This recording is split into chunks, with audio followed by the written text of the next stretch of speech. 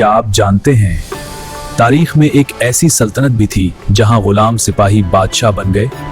ये है ममलूक सल्तनत। ये सिपाही असल में गुलाम थे जिन्हें सख्त तरबियत दी जाती और अयूबी सल्तनत के तहत जंगी महारत सिखाई जाती थी।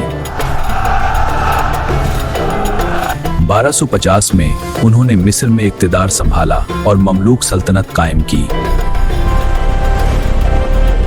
1260 में ममलूक फौज ने आइन जालूत की जंग में मंगोलों को शिकस्त दी, जो तारीख का एक अहम मोड़ था। उनके दौर में काहिरा इल्म, तिजारत और तहजीब का एक अजीम मरकज बन गया। हमारे दरमियान इख्तिलाफात बहुत बढ़ गए। ये सब तुम्हारी कमजोर की वजह। सबको सब तहदिया मुत्तहिद तुम्हारी सबको जात और कमजोर क़यादत ने इस सल्तनत को कमजोर करना। 1517 में सल्तनत उस्मानिया ने ममलूकों को शिकस्त दी और उनकी हुकूमत का खात्मा हो गया।